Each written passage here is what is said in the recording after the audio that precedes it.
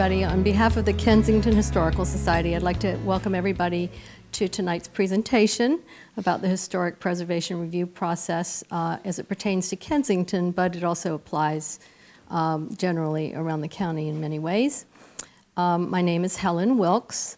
I am the chair of the local advisory panel. Everybody here has been given, I hope, a list of the terminology, because there is a lot of terminology and people do get confused about the preservation review process because they think that the Historical Society is in charge of reviewing for the town, or the town is, or but not many people know that these good people here are the ones who are actually involved in the historic preservation review process. This is Rebeccah Ballo, who is the supervisor of the Historic Preservation Office, which is a planning, Montgomery County Planning Commission agency, and she has staff who do the reviews and advise on historic area work permits, or HAWPs as we know them. And this is Bob Sutton, who's the chair of the Historic Preservation Commission for the county, and they review for all historic districts in the county, HAWP applications, tax credit applications, and designations, as a matter of fact, of historic properties or historic districts. You will hear a lot more about that all from them. I just want to say briefly why I think Kensington is the most special historic district in the county. Having been here, it'll be 35 years on March 1st that my family and I located here.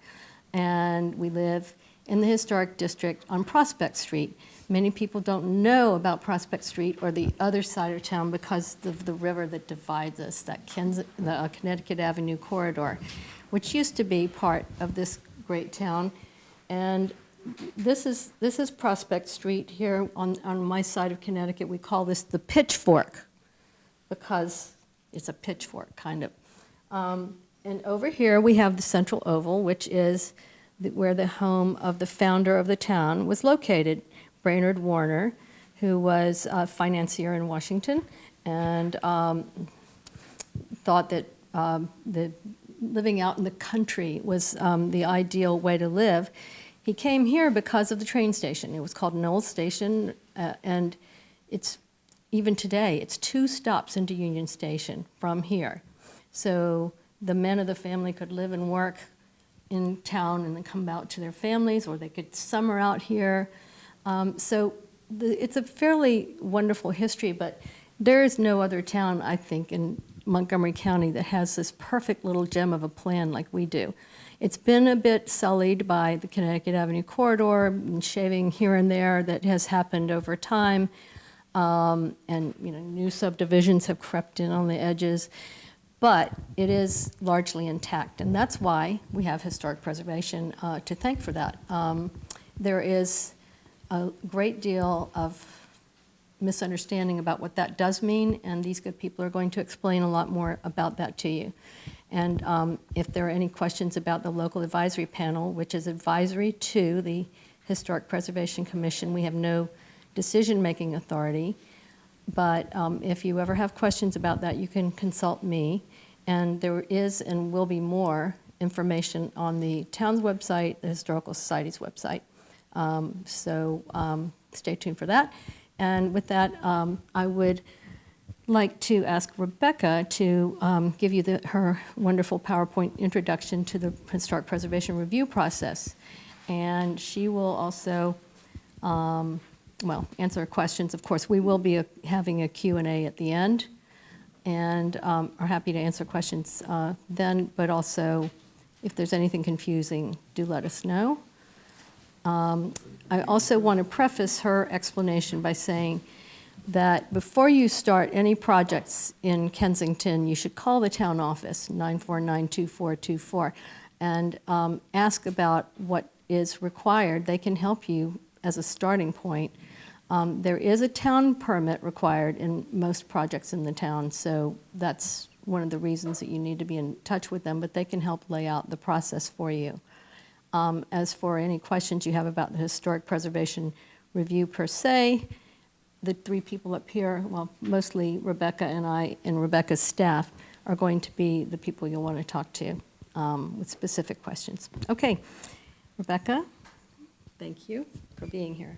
Thank you so much, Helen. Thank you to the Kensington Historical Society and also to the town of Kensington for hosting me and our chair, Robert Sutton, this evening. I will make a note. I know that this meeting is also being broadcast on Zoom, and there is a chat for the Zoom because we're sort of operating three different, modes here right now. I don't think I'm gonna be able to answer questions that appear in the chat while I'm also talking, but at the end of my presentation during the Q&A, I'll ask for our tech support folks maybe to read out the questions that are in the chat, some of them, and I'll endeavor to answer those as well. So for people who are joining us online, please do put your questions in the chat and we'll try to get to them.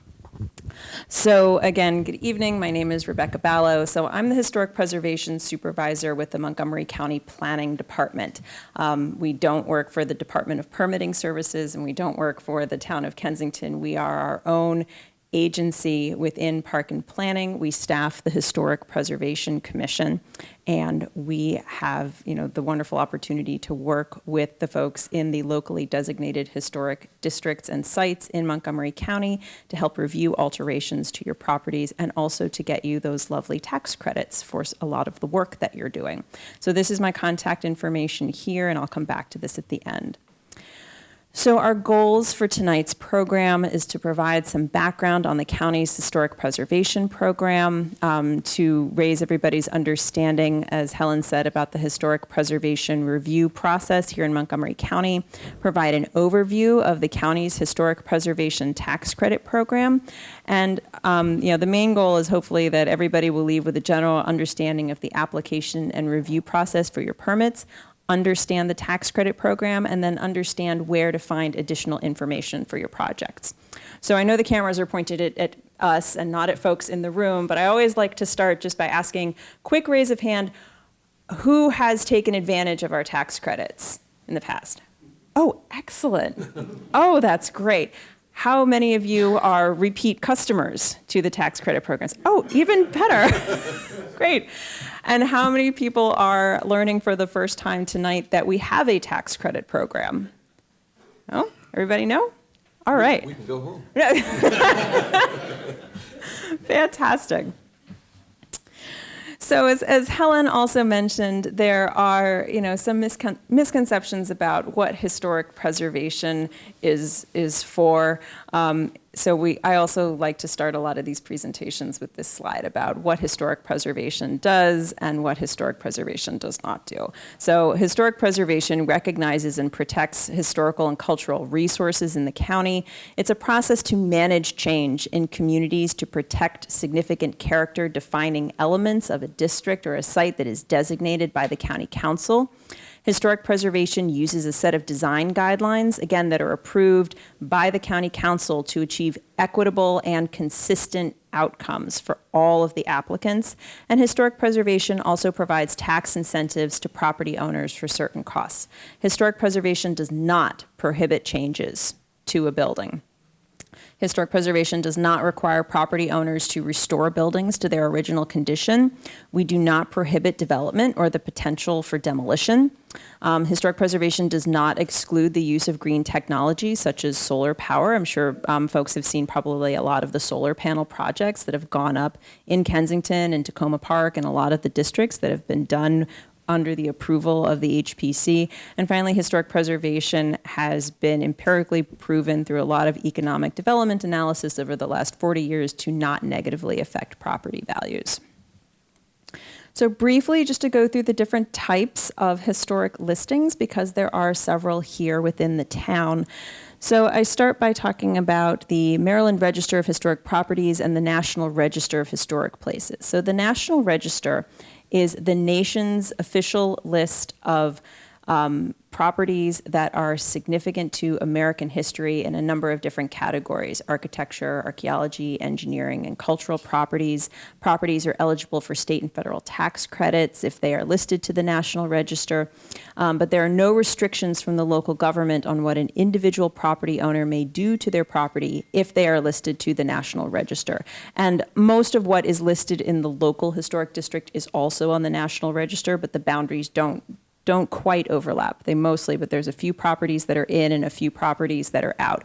But basically, this is the listing that is kept by the National Park Service of the nation's important properties. So then we have listing on the Master Plan for Historic Preservation, which is the Montgomery County designation. So this falls under the County Code Chapter 24A, that governs how we conduct historic preservation in Montgomery County. So historic designations occur at the local level after thorough analysis with respect to designation criteria that are in our local ordinance. Basically, a property or a district has to meet either a historical criteria having to do with architectural or design significance, or a criteria having to do with history, culture, or the importance of the builder, the designer, or the architect.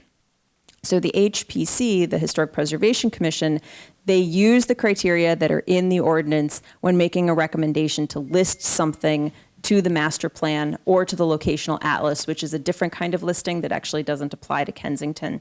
Once a property is listed, which again is a process that goes through to the Montgomery County Council, all exterior alterations have to receive a historic area work permit from the HPC.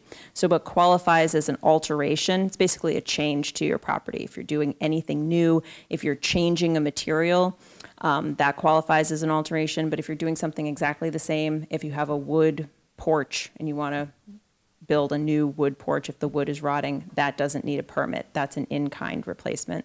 And then also designation allows you to access the historic preservation tax credits here at the local level. I am not going to read this because I appreciate the lateness of the hour, so I am not going to read you code. But this is the code that talks about the establishment of the historic resources preservation section of the ordinance. So it's chapter 24A, it's in ComCore, there's a link on our website. I wouldn't recommend diving too deeply into it this evening, but this is just a starting point for you. Mostly what this does is, again, it establishes is that these are decisions, the HPC is making decisions that are, laid out very clearly in the law, in the statute, and then in the design guidelines that are adopted by the county council. So to Kensington, Kensington was first surveyed in 1976 for inclusion in Montgomery County's locational atlas and index of historic sites. This was our first survey.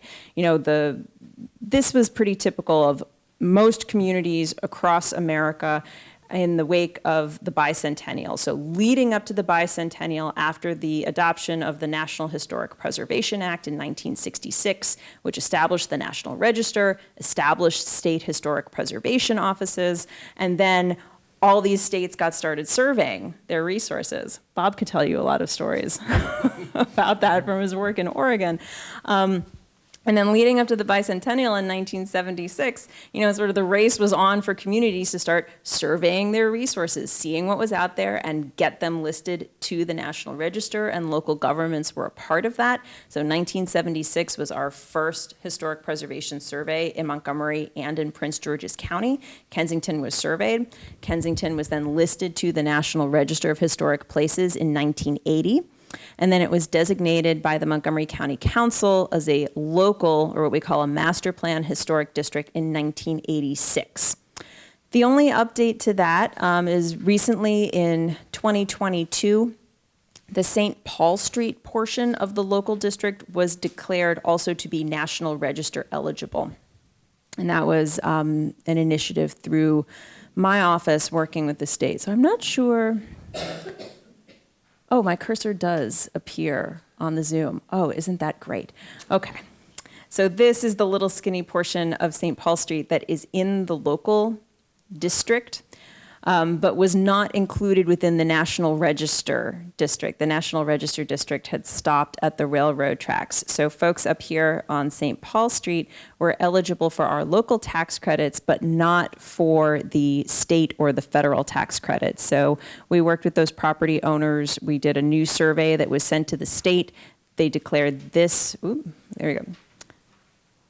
All right, this portion of the district on St. Paul was National Register eligible, because the interesting thing about the St. Paul portion of the district is that it predates Brainerd Warner's suburb on the southern portion of the railroad tracks. The St. Paul Street community was there a little bit earlier. Rebecca, would you explain why that difference occurs, that whole thing about how a historic district has to have contiguous properties in order to be historic? Because there are a lot of historic houses dotted around the town that are not in the historic district, unfortunately, but that's because they're not contiguous. Sure, absolutely. And that's a great point. A district has to be a contiguous collection of resources. If you're just to, pick individual resources for architecture that are not connected to each other, it's the equivalent of spot zoning, more or less, because the district designation is about the collection of the whole. In particular, in these towns, with the streets and the lots that are combining all of them into this suburban landscape. It's not that you can't have individually designated properties outside of a district. We have that, for example, in Chevy Chase. There's the Chevy Chase Village Historic District, and then there's a collection of about 24, maybe a little less than 24, individual properties outside of that district that were just designated on the basis of their significant architecture on their own. And we don't have that same kind of condition here in Kensington. Does that kind of... Yes, and what we do have is the garden district, and that means the collection of houses is considered to be the important aspect there, and none of the houses, not even Brainerd Warner's house, is by itself designated. It is the collection, the totality of the town's historic core and St. Paul Street that are considered to be worth preserving. Mm-hmm.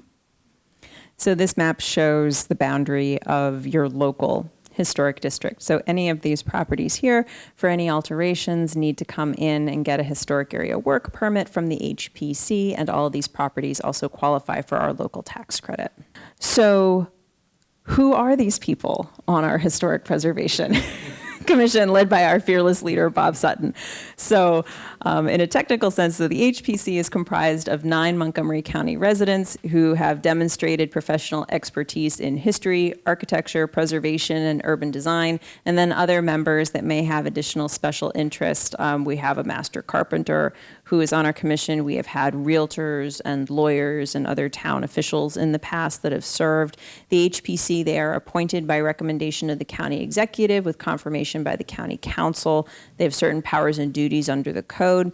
The HPC, in addition to reviewing HAWPs and making recommendations about properties that should be designated as historic, they also advise the planning board and the council on other, legislation maybe that the council is looking at. They advise on other master plans, conditional uses, anything else that the council may be considering that has to do with historic preservation. So the HPC meets twice a month, every month, all year long, except November and August. We meet once a month, but we always meet. We got to keep the permits, coming in, coming out the door.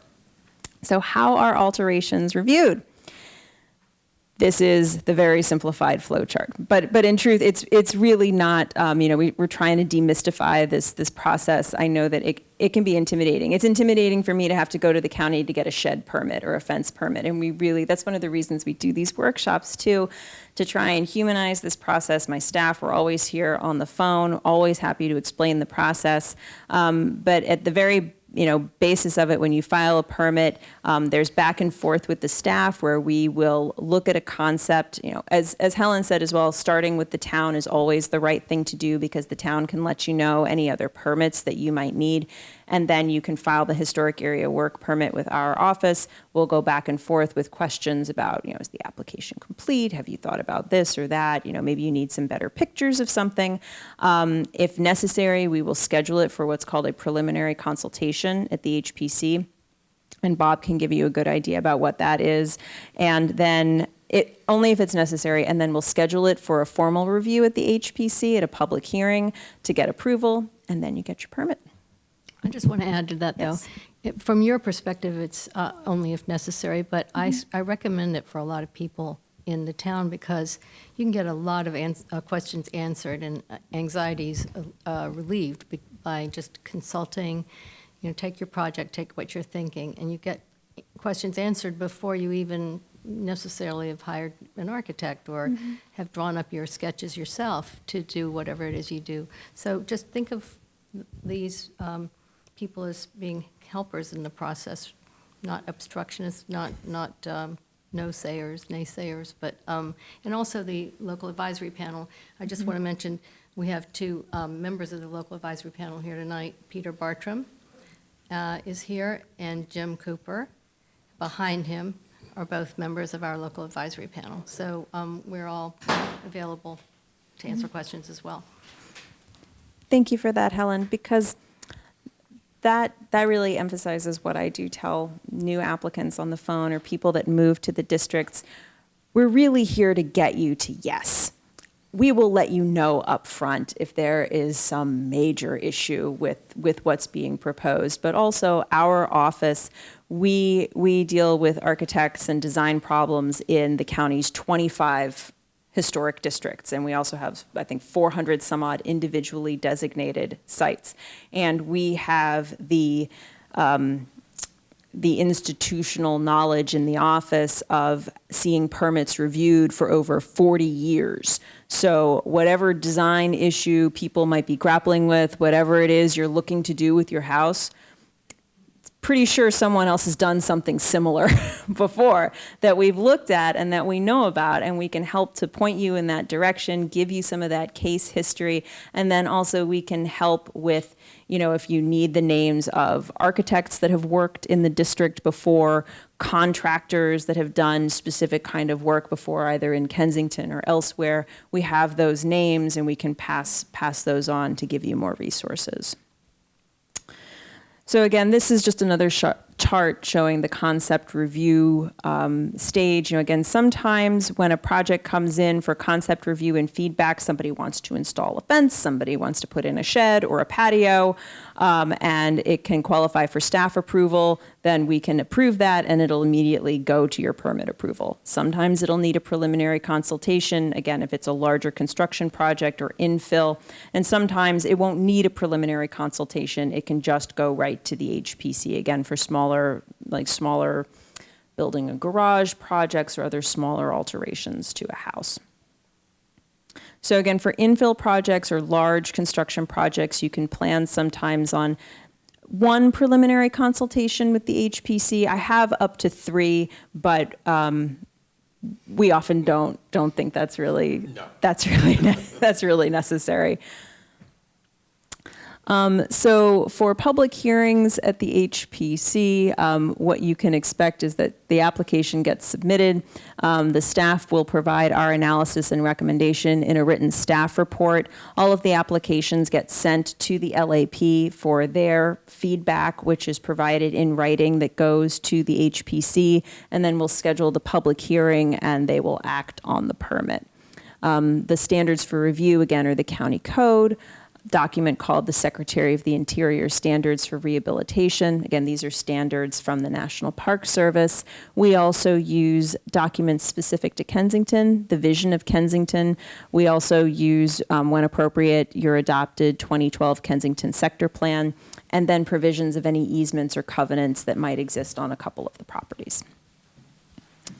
So for the permits are submitted and reviewed electronically, okay?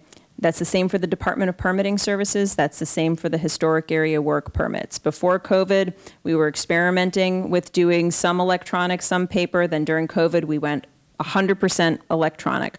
If you need assistance, our office is in Wheaton. We're in the same building now as the Department of Permitting Services, so we can help people with their electronic submissions, but we can't accept paper copies. One of the reasons for that, too, is we accept a paper copy, we still have to scan it, and you lose the resolution and the quality in the document. But we can help people with this if you need it. And then once it's reviewed by the HPC and approved, we electronically stamp your plans, and it will go off to the Department of Permitting Services. Again, for simple projects, staff can approve those in 5 business days, and they don't need to go to the HPC. So that's a relatively new process that we got approved by the County Council in 2021. So staff approved HAWPs. Again, once they're complete, they can be approved in 3 to 5 business days for some tree removals, restoration work, solar panels that are not visible from the right-of-way, some demolition and construction of outbuildings, limited hardscape alterations, other work. I have a whole complete list of this that I'm happy to send out to everybody. But what that's done is basically every year it's taken about 100 permits off of the HPC's docket that we have just been able to approve out administratively for folks and send them on their way. So examples of work that require a HOP, what are alterations? Again, additions, new construction, decks, changing roofing or siding materials. This trips people up sometimes, especially if you have an asphalt roof and you have the old flat 3-tab asphalt shingle. If you're changing to an architectural shingle, that needs a HOP because we consider that to be a change in design of the shingle. For the most part, I mean, I can't remember a case, frankly, where that was a problem for anybody, but it does need a HOP. And those are regularly approved. Cutting down trees that are greater in 6 inches diameter at 4 feet of height. Hardscaping or fences, demolishing existing buildings or structures, and building new outbuildings. Work that does not need a HOP. Interior work, this is important. We do not review anything on the interior. Nothing. If you want a tax credit from the state, they will look at the interior of your house. And you can also get tax credits for interior work from the state. So refinishing your floors or painting or plaster work, but you can't get that from Montgomery County, and we don't review your interiors at all. Again, ordinary maintenance like patching your roof, rehanging your gutter, gardening, landscaping. We also don't review painting except for previously unpainted masonry. So if you have some stone or some brick that hadn't been painted before and you want to paint it, that needs a HOP. Okay, but if your house is painted and you want to paint it again, go for it. And you also get a tax credit for repainting your house. So I might pause before doing the tax credits and maybe hand it over to Bob to talk about preliminary consultations and the role of the HPC in the review process, if that seems like a good time for that, and then I'll come back to the tax credits. Hi, how are you all tonight? I am the chair of the Preservation Commission, and I have been on this for, since about 5 years, I guess. And my background, I worked in historic preservation in the state in Oregon. I taught historic preservation at Arizona State University for a while. And then I worked for the National Park Service, and I retired several years ago as the chief historian of the National Park Service. And in that role, I was the Deputy Historic Preservation Officer for the National Park Service. So I've done historic preservation for a while. So I have been involved pretty much since the beginning of historic preservation program. If I look like I'm old, I am. I've done this for a long time. But let me tell you about our commission. I think right now, since I've been on the commission, we have a really outstanding group of people. We have 5 historic preservation architects who are really good at what they do. As Rebeccah mentioned, we have a master carpenter who has done a lot of work, and in some ways that's really good because an architect will say we should do this, and the builder will say no, it's not a good idea, you should do that. And we have an engineer who has been involved in the restoration of many of the state capitals around the country and the national capital. And then we have a couple of historians. So I think we have a really, really fine preservation commission. You're lucky you have a very fine local advisory group too, because every time you send something to us, we pay attention to it. So that helps us a lot. But what Rebeccah had mentioned preliminary consultations, and this is one thing that I've never seen any Historic Preservation Commission do. It's a wonderful service. So if a project comes in and the person wants to do something and the staff thinks it's maybe not a good idea or maybe is a good idea but would like to have our input, it comes before us for a preliminary consultation. And so we get the project is presented to us. This is what the person would like to do with his project. And we will say, this is good, this is good, this is not good, this is not good.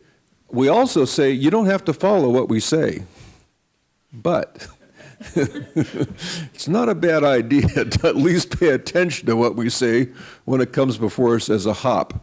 But I think this is one of the really good services that we provide are these preliminary consultations. And later on, it really helps because if you follow what we say, it's usually gets approved very easily and very quickly. We actually, most of our projects, I don't know the percentage, but a very high percentage of our projects are approved just by acclamation. We don't even discuss most of the projects because they come in really good shape.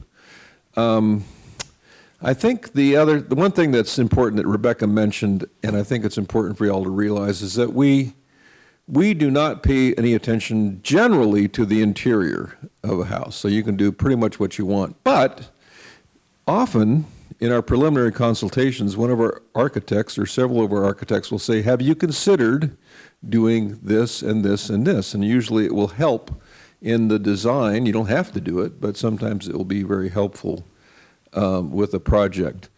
One thing we've been trying to do recently is try to sort of streamline some of the things. So for example, one thing that's been frustrating to me is if a master plan site, now a master plan site is something that's individually listed. And there have been some that have either been torn down, have burned down, or something's happened, they're gone. There's absolutely nothing there. Well, we are required to review what goes on that site. And in some cases, it's something completely different than what was there originally. So, for example, a while back, a historic house had burned down, and the developer wanted to build I can't pronounce it, Lidl, a Lidl store on the site. Well, we had to review that. And so what we're trying to do is find a way to streamline that so we don't have to spend so much time reviewing projects like that. Another thing that we are trying to do is we have a couple of members who are interested in alternative materials for example, for porches. And we're trying to determine, are there some that are appropriate in certain instances or not? And so that's another thing that we're trying to do to help out. We also, early on we were a little concerned about solar panels on houses. And so we've come up with some guidelines that we think are helpful if you want to put solar panels on a house. Panels that will be easily approved, for example. And so that's something that we've done. And I think, do I hit everything? I think I have. I think so. Okay, thank you. You can just elbow me if you want to. Yeah. Right. About the solar panels, that's something that I'm particularly proud of, actually working with this Historic Preservation Commission, that I think the depth of their experience has made them a very forward-thinking bunch because they've seen a lot, their work around the country. And I've been working in historic preservation for almost 22 years now in the Washington, D.C. area. You're a child. Yes, I am. So looking at solar panels, it was really starting to, make headlines, a lot of press, and in sort of these reductive conversations, it was coming down to historic preservation or sustainability and environmentalism. And that was not the way that this HPC and our office wanted to proceed, with reviewing the solar panels. So the HPC came up with a really very well-considered white paper and a whole set of illustrated design guidelines that are on our website just for solar panels.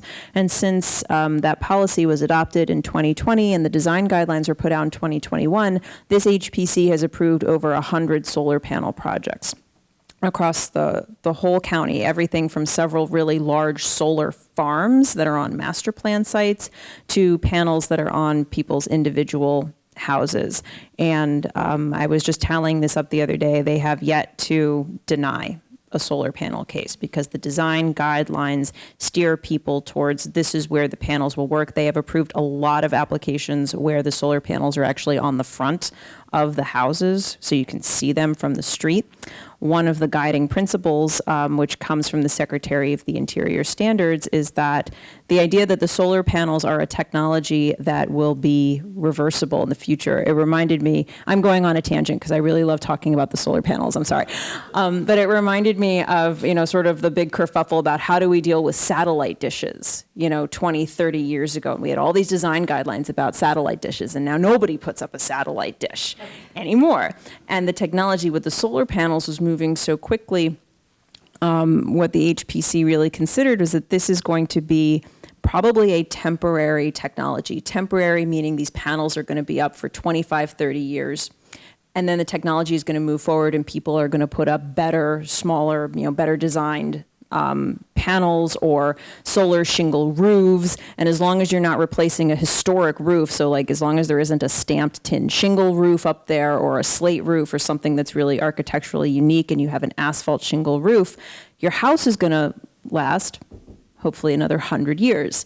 The town is going to be here, hundreds of years from now, and we want these houses to be energy efficient for people. So check out the solar panel design guidelines. I think they're wonderful and they're successful for people. So on to the tax credits. This is the good stuff. This is where we get to reimburse everybody for the good work that you're doing on your homes. So what is the Montgomery County Historic Preservation Tax Credit? It is a 25% tax credit of documented expenses for exterior maintenance, restoration, or preservation work on your house or your historic outbuilding where the work exceeds, $1,000. The credit is applied against your county property taxes. And the credit is non-transferable. So if you move, the credit stays with your house. It doesn't follow you to California or Delaware or wherever else you may be going. It stays with the property. So eligibility requirements, the work must be exterior in nature. Interior work is not eligible. The work has to be performed by a licensed contractor. So we are not, chasing down people's contractor licenses when you file the application, but it is up to you to demonstrate that the work was done by a contractor. Labor or work that people perform themselves is not eligible for the tax credit. The work must be certified as being done to a designated historic property. You have to get a HAWP if the work required a HAWP. And again, the expenses have to exceed $1,000. So what's allowed? So this is not, a limiting list. There's many more things, but these are some examples. So again, painting, window rehab, roof repairs or in-kind replacement, repairing architectural trim or ornaments, so your lovely brackets and things, you fix those, that gets a tax credit so long as the work is over $1,000. Repairing your outbuildings, so your garages, original siding rehab, repointing brick or stone foundations or chimneys, and then professional services like design fees and other structural reports, those are also eligible for the tax credits. Ineligible projects, new construction or new additions don't get a tax credit. That's not rehab work. Repaving your driveway does not get a tax credit. Work requiring an approved HAWP completed without the approval of the HPC does not get a tax credit. Again, no interior work. The value of the labor, again, unless performed by the contractor, landscaping, repairing mechanical equipment, and then tool and equipment purchases don't get the tax credit. For example, if your contractor buys a hammer to do the work, he can use that hammer on other jobs. It's not unique to your project, so that doesn't qualify. So the application requirements, again, the application is available on our website. You have to sign it Some people don't sign, and we'll send it back. You have to sign it. It's in the law. And we need your receipts. You need to describe the work, general description of your property, a narrative of the rehab issues. This does not have to be fancy. My porch was falling apart and everything was rotting, and we fixed it all.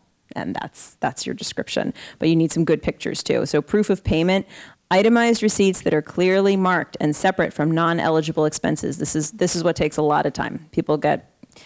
It can take a lot of work to get people through this, but we will get you through. We will help you figure out, what's a non-eligible expense, and then very, very good before and after photos. If you don't have before photos, we'll work very hard. Sometimes Google Street View is doing some of the work for people on these applications, but please remember to take your before photos. It really helps.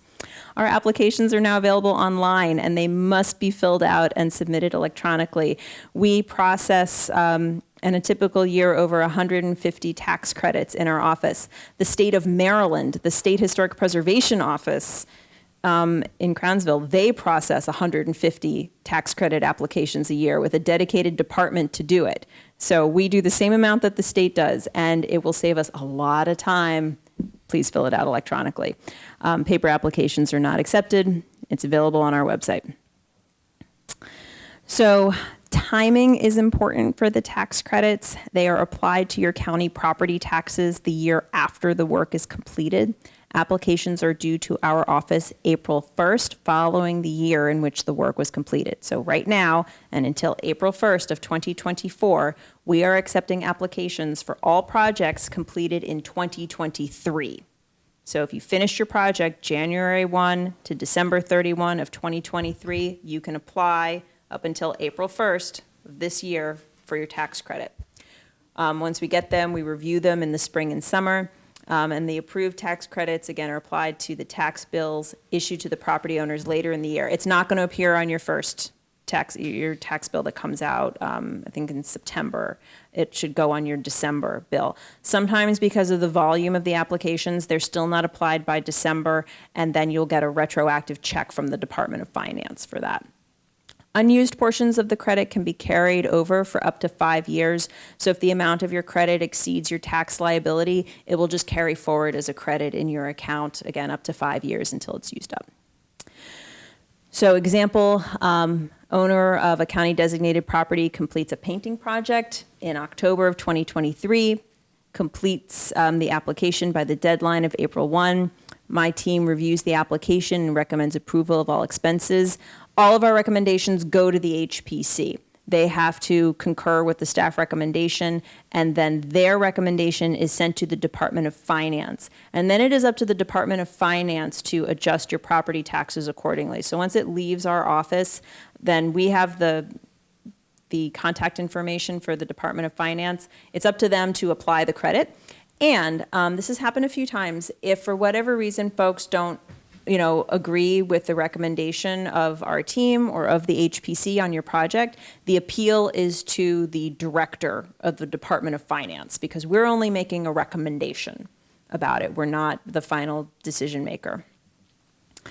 I like to do this case study of drainage has been a real issue for people. Climate change or whatever it is, like the volume of the storms has been really, really problematic. So this was a property in Greenwich Forest. It was a contributing resource in that district where the window wells, the driveway, and the drainage system for that property was damaged in the 2011 earthquake. There were cracks that developed in the foundation of the house in the driveway and the underground drainage system. They had some drains out there anyways that was dealing with the water, but when everything broke, well, it didn't break, but when the earthquake damaged this whole drainage system, water infiltrated the basement via cracks, but not just happening underground. There were drains, there were surface drains, and the cracks were happening right at the portion of the foundation that was above ground level, so we could see it. So in 2020, the homeowners took up the driveway and improved the drainage system that was underneath the driveway. They fixed the damaged foundation, and then the window wells were also repaired. So our team, we recommended to the Department of Finance and the HPC, and this was accepted, rationale was that the drainage issues threatened the structural integrity of the building, and that all related expenses, including the driveway replacements, remember I said earlier, driveways typically do not qualify, but because the repair of the driveway was necessary to fix the drainage issues that were causing the structural problems of the house, we recommended that this receive the tax credit because it was all part of, one rehabilitation project. The HPC agreed, the Department of Finance agreed, and they received the tax credit for it. I have a lot of other case studies that I won't get into, but don't worry, whatever issue you need to fix, someone has been there before. I promise you. And I'm happy to go over, anybody's questions for, their particular tax credit projects. And I have a whole team of historians and architectural historians in my office that can help as well. And so this is our website specifically for the tax credit program. There are videos on this website of other workshops that we've done online, on Zoom, with other communities, if you'd like to see those as well.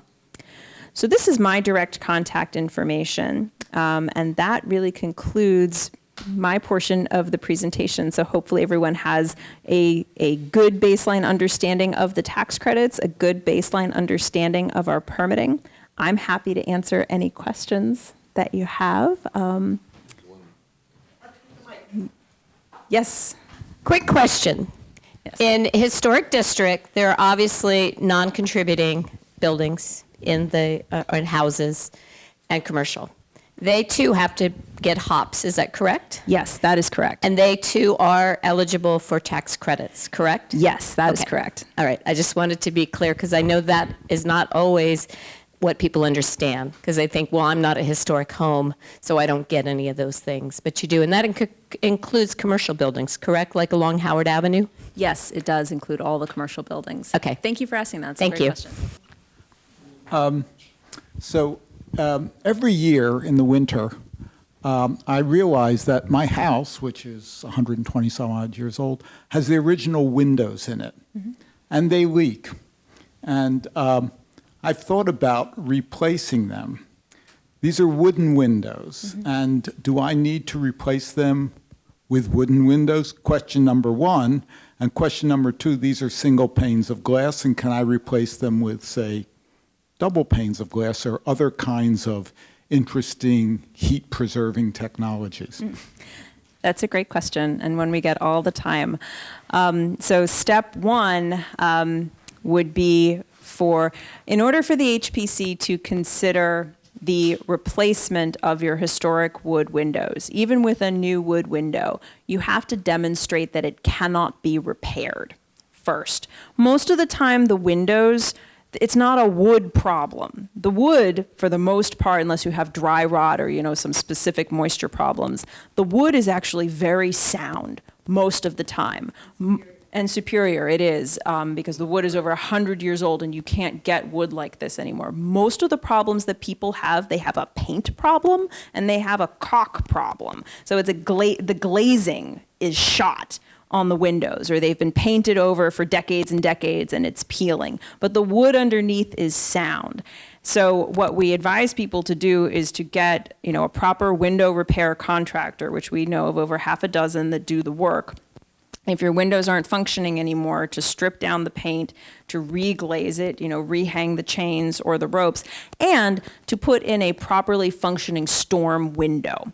And there are other empirical studies that have been done by not just historic preservation groups, but by groups within the building trades that show that if you can insulate your wood window properly, which you can around the jamb, and you put in a properly fitting storm window, that the energy efficiency is the same as a new double pane window. And then the the new windows that are put in tend to have a warranty or a lifespan of maybe 20 to 30 years. So when you replace your windows wholesale, you are setting yourself up for another maintenance problem on down the road. So, but to get off my soapbox and to answer your question, the first thing we would do is to point you in the direction of a window restoration expert to fix your windows so that they function. You would get a tax credit for all of that repair work, and you would get a tax credit for the installation of new storm windows as well. That also qualifies. And we've had success to Sometimes with the 1/1s or the 2/2s, that's the Munton profiles. The window restoration people can do this too. They can just miter out sometimes a deeper channel and put in a double pane of glass within the opening.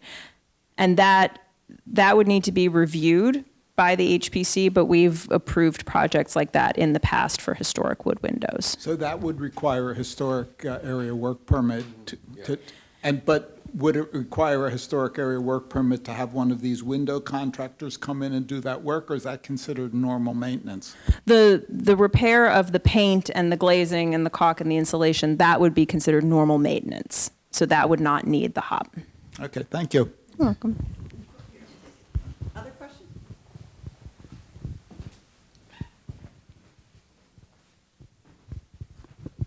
Could you describe which kinds of landscaping projects require approval? I had thought I had been told many, many years ago that if what you were doing was not really a permanent thing, that you didn't really need to worry about it. You weren't building a structure. But I feel like I don't really understand where the line is. Sure, that's a great question because it can be really confusing. So you're installing a patio, that would be a hardscape alteration. That would need a historic area work permit. You're building any kind of a wall, whether it's a dry stacked wall or brick with mortar or concrete block or tech block or something, that would need a historic area work permit. If you're planting a tree, that does not need a historic area work permit. If you're putting in shrubs or garden beds that don't need fencing or anything else or don't need a water hookup, that does not need a historic area work permit.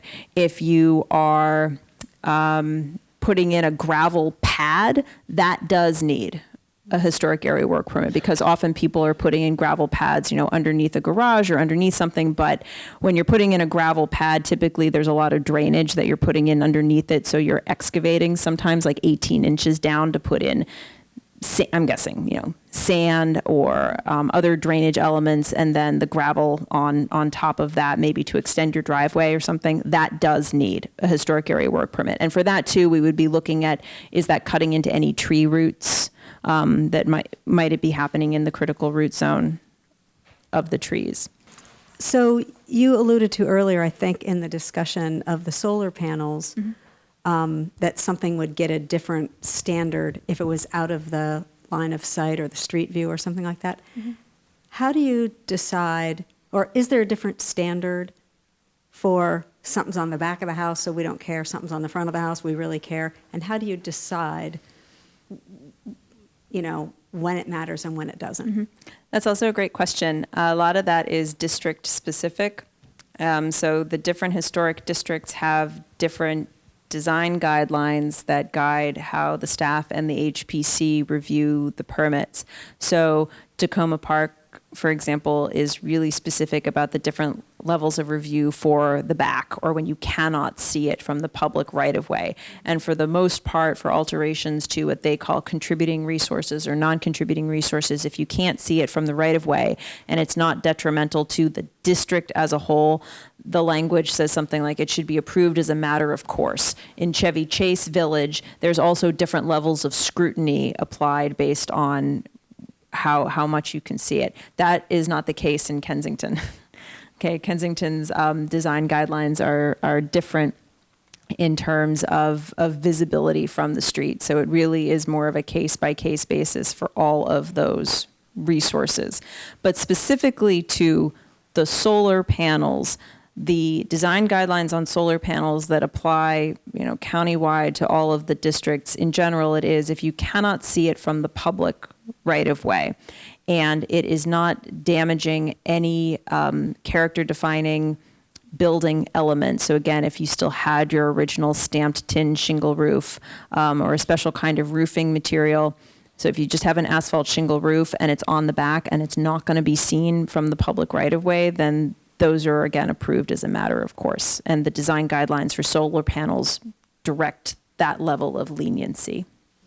So when you just a moment ago distinguished Kensington from Chevy Chase and other places, is it harder in Kensington, or is it Kensington have tougher standards and doesn't want you to change the back? Who doesn't want you to change something even if you can't see it from the back? Or are they stricter or are they looser in Kensington? I would just say that you might not find this to be a helpful answer, but I just find it to be different. It's just a slightly different level of review, but I'd like the LAP's perspective. Well, so I just want to say that it's environmental setting in Kensington, and because it's a collection of buildings within that environmental setting, that environmental setting takes on relatively greater significance. And so we are protective of our large trees. They don't have to be in the front of the house. They can be seen behind the house. They frame a house, et cetera. So it's a big deal, occasionally happens, people take down a tree and didn't know they couldn't do it. So we do try to emphasize that in Kensington.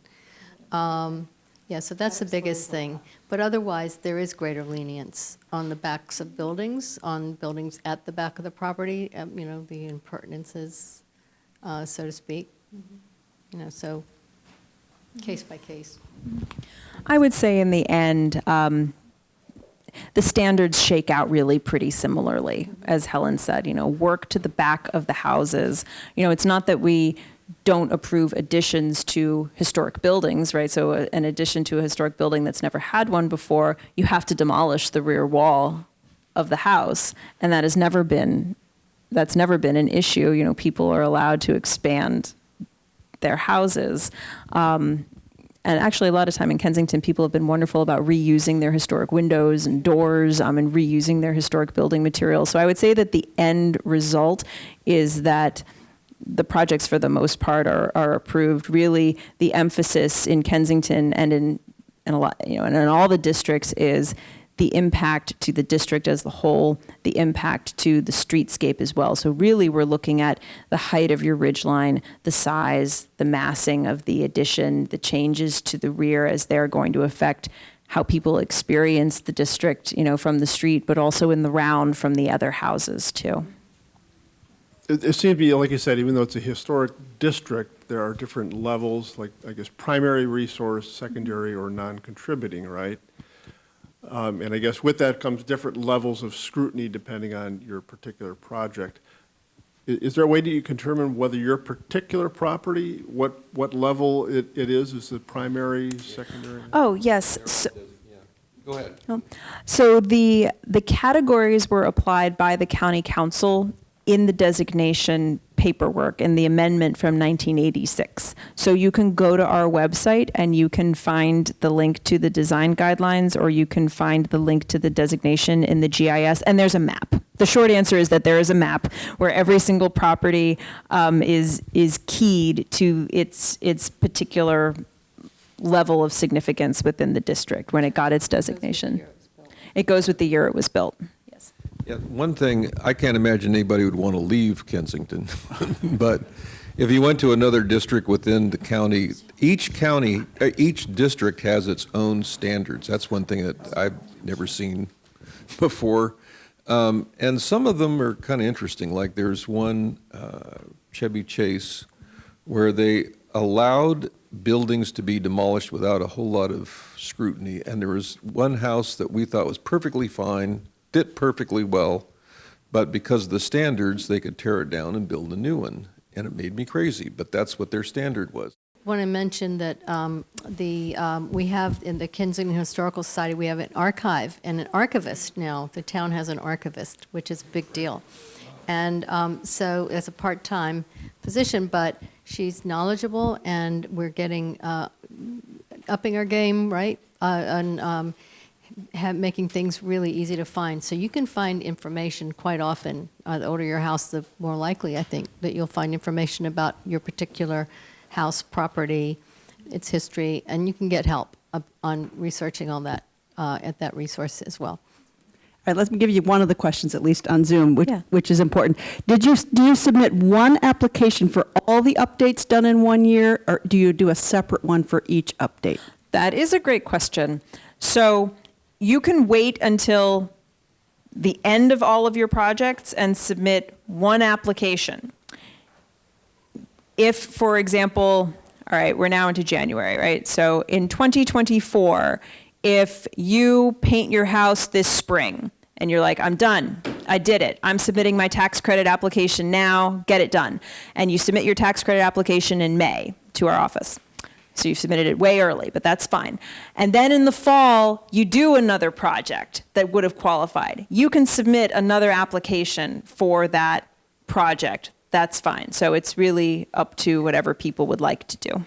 Great. I know we're wrapping up, so I'm going to encourage those on Zoom. There's been a couple more questions come in. Rebeccah's information is on the screen. Is that okay to email you? Yes, please Great. email me your questions and I will get back to you.